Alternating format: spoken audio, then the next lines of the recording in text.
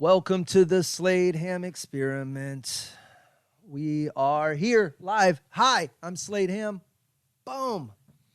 We're back. Another week of what I'm sitting here tonight with my, I don't know if you can hear this plastic wrapped avocado. I'm not sure what to do with it yet. I'm probably gonna eat it. But I went to the grocery store.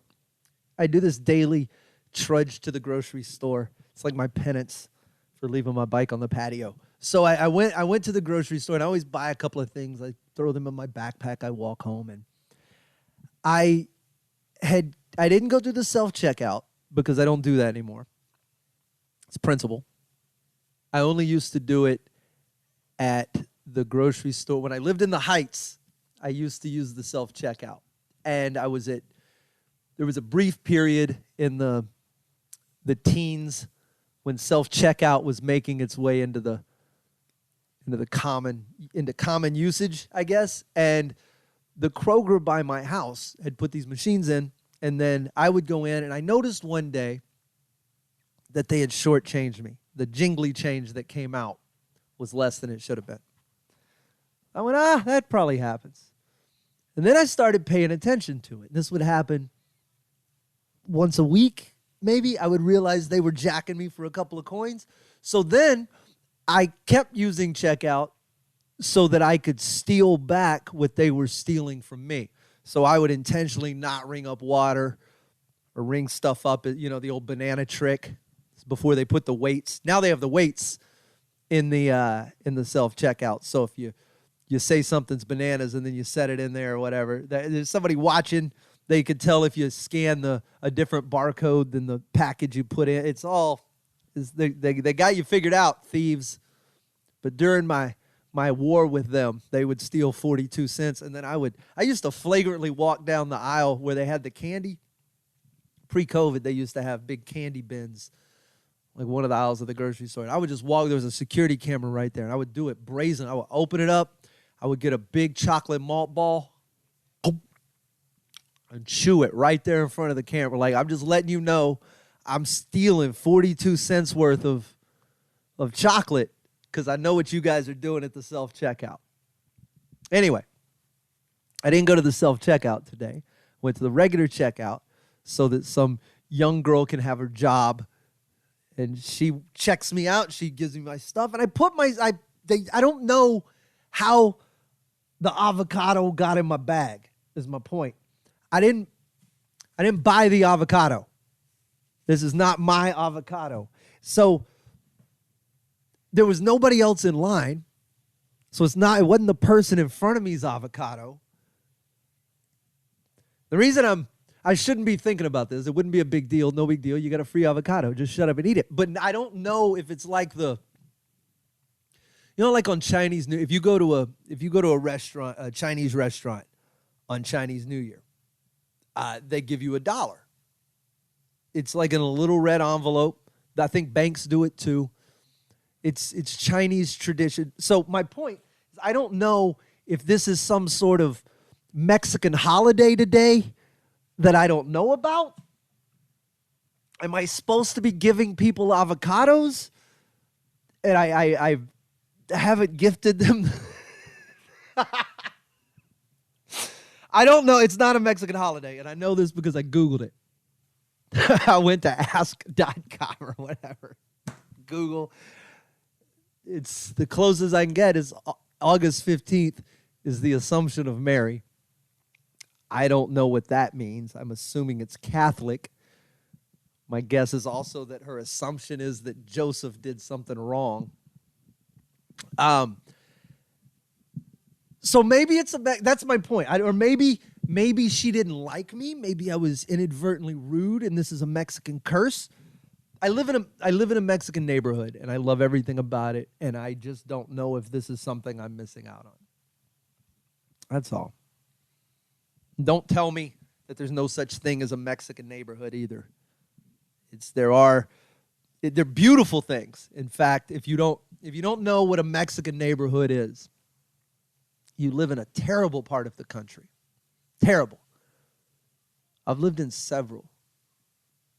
Old dudes in flannel shirts and cowboy hats, starched jeans. There's Mexican neighborhoods. There's Mexican boots. Don't tell me there's not Mexican boots.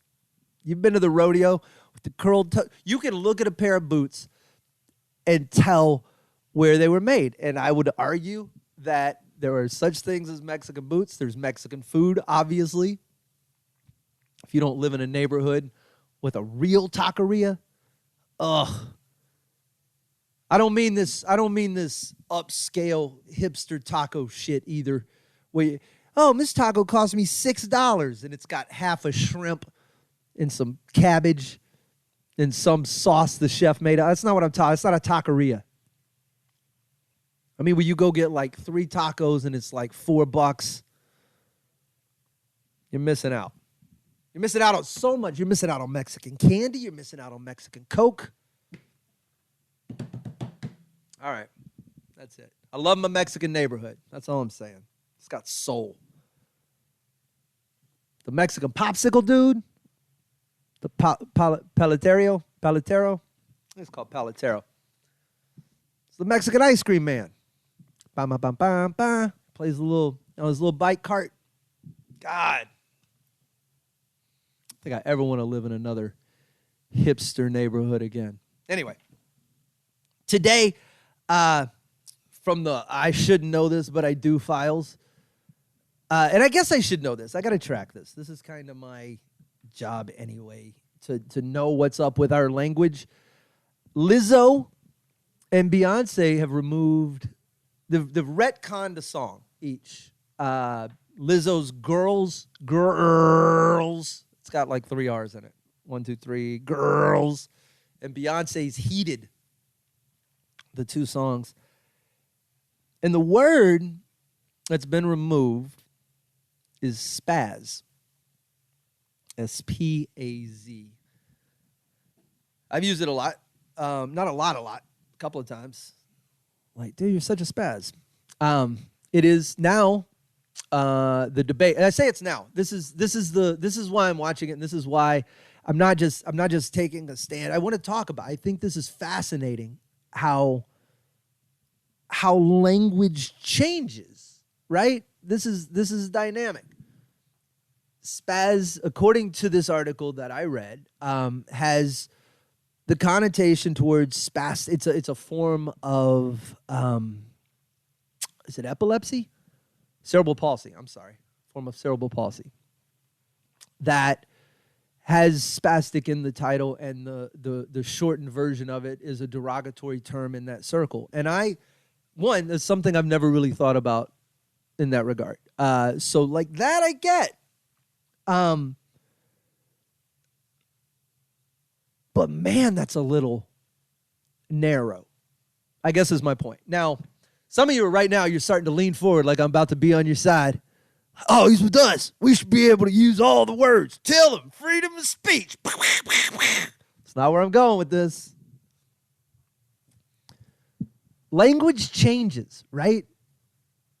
I've used so many words in the past that I don't use anymore, right? And when language becomes injurious to a group of people and we collectively decide that we're no longer going to use that language, we stop. Culture changes around it, and we don't.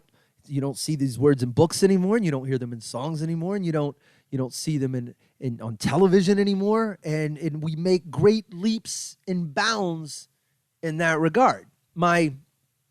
And here, this retconning isn't egregious, right? These are albums that just came out. These are somebody on Twitter yelled at them, and they went, oh, well, we got to change it. And in their defense, again, they have, Lizzo and Beyonce both have an enormous international base. And the term spaz in America doesn't have the same, it's not as derogatory here as it is in such places as Australia and the UK.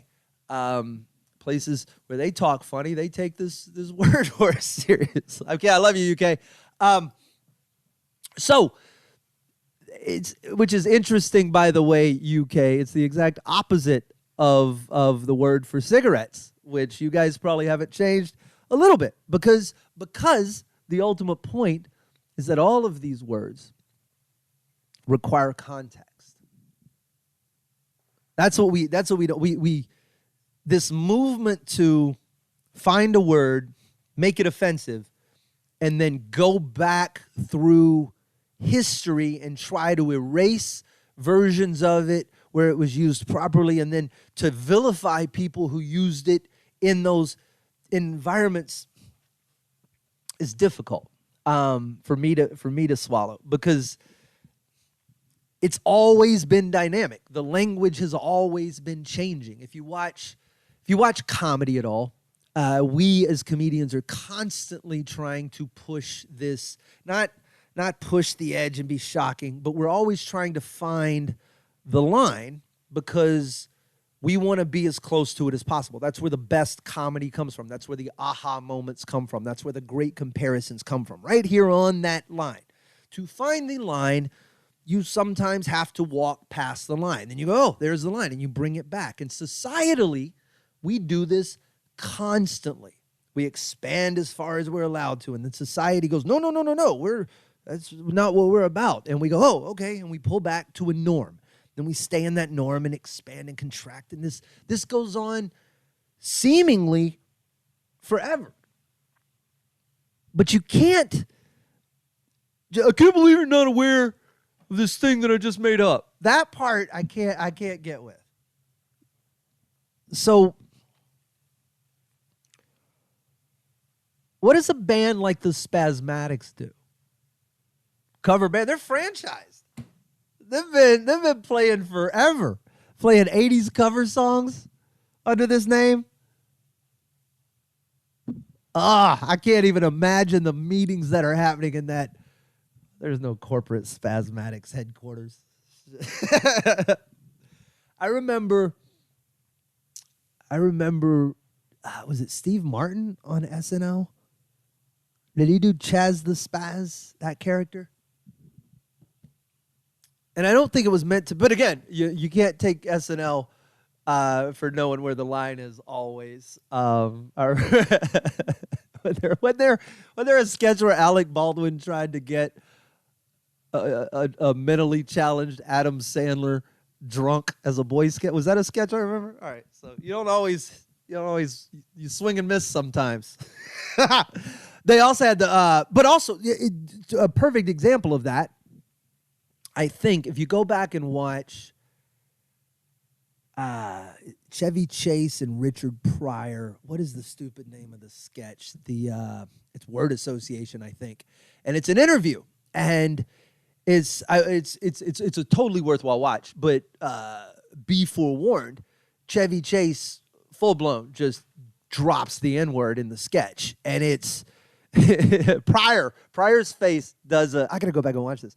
It does a twitchy thing, like it's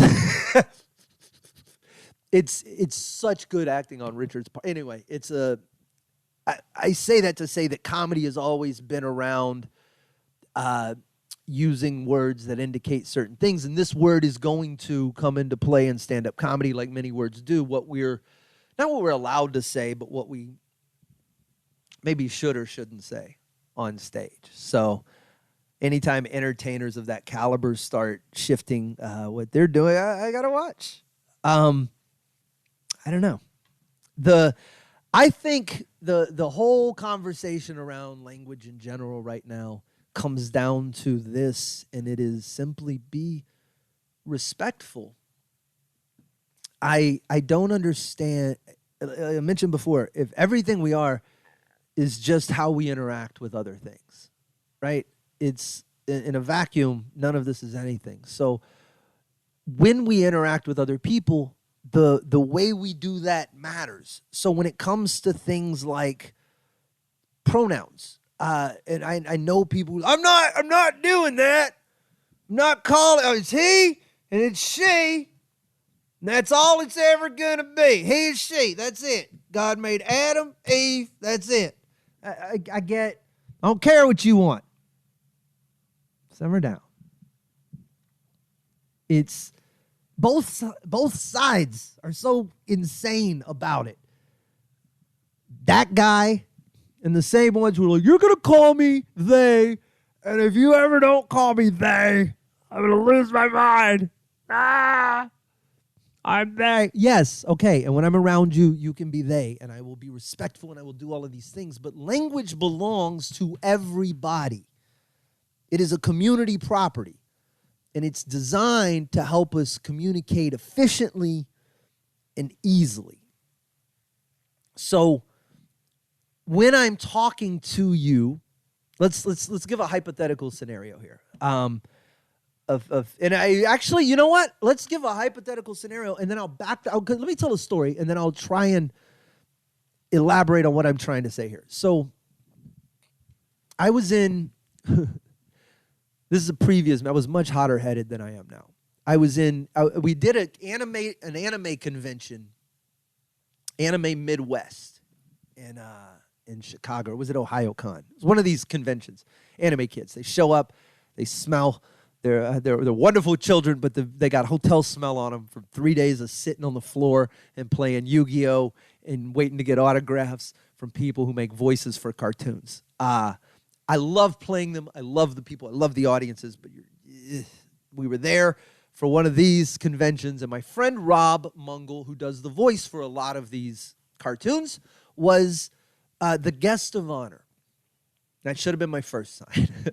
So we show up for the roast on the ultimate night, where we roast the guest of honor, and all of the other panelists were not comedians. There were only 3 of us that were. So they told long, meandering stories and blah, blah, blah, and we got punches in on Rob, and it was great. But Rob, when he came out to the dais, was escorted by 2 drag queens. Both of them, just regal, perfect posture. And after the roast and after that night, we're up in the green room. We're trashed. We've been drinking whiskey all night. And we're in the green room for the convention. And the 2 drag queens are sitting here, but they're in between me and the microwave. So I try to get past them, and the one closest to me, the largest one, I wasn't even thinking. I went, excuse me, dude. And it wasn't like, hey, sir. Excuse me, dude. I say dude to everybody, but not a defense. She, say it properly, took it offensive. And then I got chastised for not referring to her as she. And I apologized, and I said, I didn't know. I just, and it was kind of, I was like, clearly you're a dude. And I just was like, dude, and I'm sorry. And then they explained to me that it's not. So I went, all right. Sorry. So I leave. And then the final day, Sunday, we're at the closing ceremonies for the convention, and the 2 drag queens are now, they're not in drag queen clothing, they're in regular street clothing, just basketball jersey or whatever. And the dude, the 2 of them come walking towards me, and I'm going into the room, and I stop. They stop to say something to me. The nice one stops to say something to me, and I kind of glance over at the one who yelled at me the day before, and I go, I guess she's still mad. And then he yells at me. I don't know if it's she or, I don't know the correct answer to tell you this story, because I got yelled at because this is where you use they. This I understand. They were presenting, I was told, as a male, therefore I had to say he. But the day before, when she was presenting as female, I had to say she. And I'm all right. The battery died. I got all wound up. It's probably the avocado. It's got me. Anyway, the language is a weird thing. It's constantly evolving. We have to constantly evolve too. What's culturally acceptable today is likely not going to be culturally acceptable tomorrow. The same way what was culturally acceptable back then isn't now. And all you can do is adjust and try to be respectful and try to be decent. And those of you on one side should try, and those of you on the other side should be a little more forgiving. And that goes for everything. And,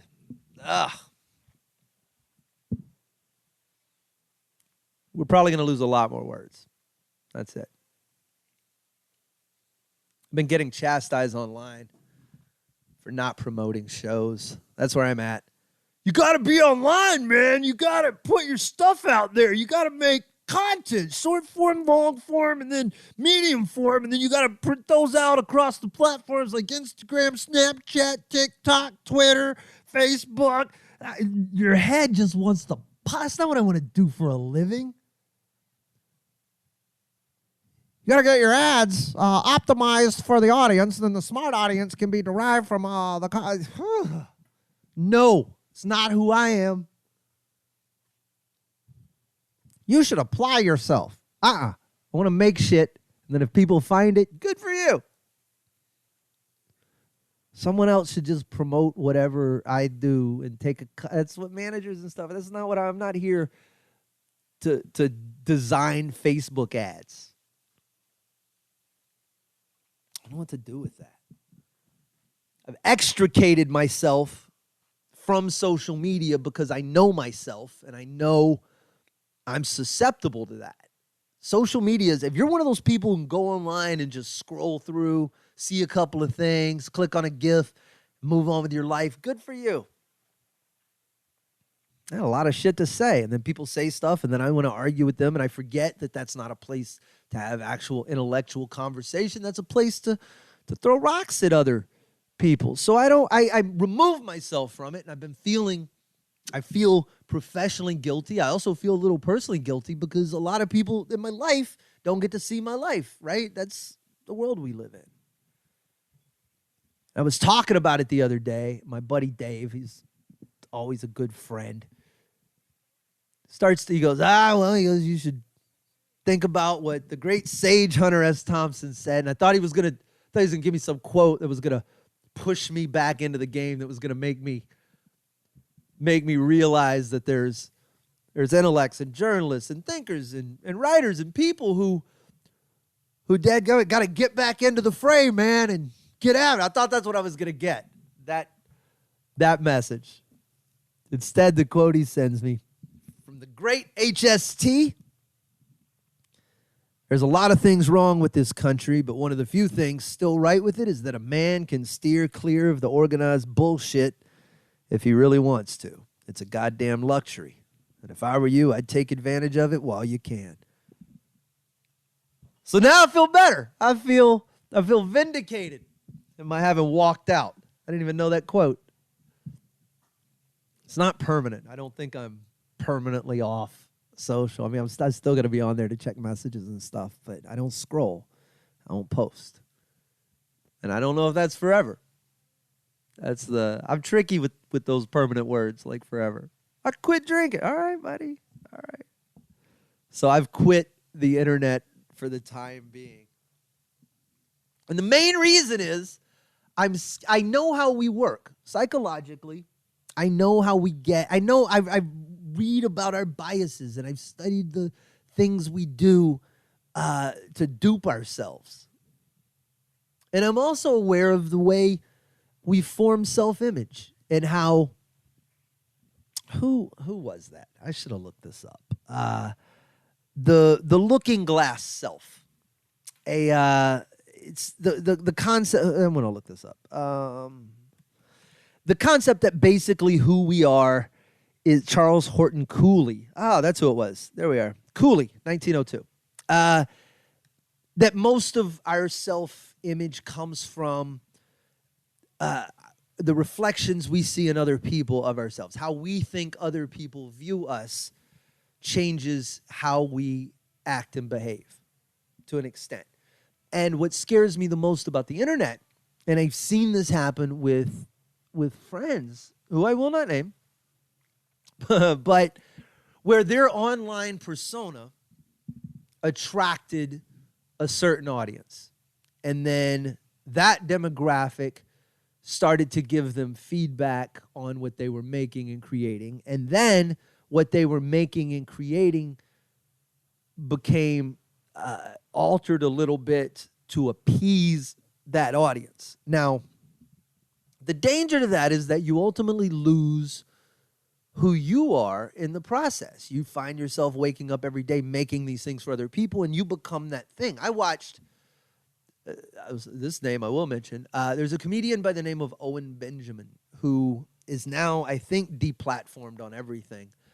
And at one time was a very funny, really funny comic, and then stumbled into a right-wing audience, not right-wing, but like alt-right, like hardcore Alex Jones crazy, Sandy Hook's not real audience. And then it became symbiotic. They would feed him and he would give them more conspiracy stuff. And the more they reacted to that, the more he would feed them conspiracy stuff. And next thing you know, this dude's nuts, living in a cabin, making podcasts about nothing being real and the, racist shit. The stuff you start to tolerate when your audience base is feeding you. It's a weird feedback loop. And I'm to be quite blunt, scared of it. So I don't know that's what I want to do right now. I'd rather cultivate an audience that's interested in stand-up comedy and travel and the things I write and the things I have to say and the way I look at the world, and that can exchange intellectual ideas in that regard. That can have an intelligent conversation without it devolving into name calling. But also an audience that's smart enough to name call with the best of them should it come to that. I just don't want to have to feed everybody. I don't want to have to feed people clickbait every single time I make something, like I'm a news article that's just withholding that last piece of information so you'll watch these TikTok videos that just drag you out till the end and then don't pay off. You got to go watch the rest of the video on their page, or YouTube videos. You won't believe what happened next. And then you got to watch 20 minutes to see. The news has always done it. Killer loose in your neighborhood. Details tonight at 10. You're like, it is 6. All right. Probably got to get out of here. I've told you my shows. I know where I'm at. I don't need to do any. I will ultimately promote what I'm doing, but for now, I just want to have fun making the stuff I'm making and sell it where I sell it. Know that I make enough money to keep my bills paid and my stomach full and my life happy. And there's an old story about parable. I don't know. It's not in the Bible because Mexico's in this. But there's a fisherman, old Mexican fisherman, who's out tending to his boat one morning. American businessman, big tycoon, pulls in his yacht, sees a little Mexican fisherman sitting there cleaning his fish. And he goes, good catch, huh? And the fisherman, yeah, I caught these. And he goes, the businessman tells him, he goes, if you could get more than that. And he goes, I don't want more than that. He goes, well, what do you do with the rest of your day? And he goes, well, I clean my fish. I go home. I play with my kids. I lay down next to my wife. I go have drinks with my friends. I play my guitar. Life's pretty, that's what I do. And the businessman, he tells, he goes, well, think about this. He goes, if say you just did for the next 10 years, you put forth the effort to fish all day, and you brought your catch in, you took the profits, and then you bought a couple extra boats, and you hired some captains to go out there. You'd be bringing in 10x, and then you could take that, and instead of selling, door to door, you could sell to the big distributors, and you'd go to New York for another couple of years and build the empire, but then you could come back down here in 10 or 20 years. And the Mexican fisherman is just like, 10 or 20 years. And the guy's like, yeah. He goes, and then what? And he's like, well, then you could fish a little in the morning, and you could go have drinks with your friends. You could play some guitar, and you could lay down next to your wife and retire. That's kind of where I'm at. I'm doing all the shit I want to do right now, and I'm managing to do it without the vices of social media. And I'm going to stay that way for a while. So you can still send me messages. I'll still get them. I'm at Slade Ham on all the platforms. There's just not a lot of output except for YouTube. But do follow me here, and new episodes of The Experiment once a week. I also do the Whiskey Brothers on twice a month, and then I'm on tour with the dates that you can always find at sladeham.com. I'll see you guys on another episode soon.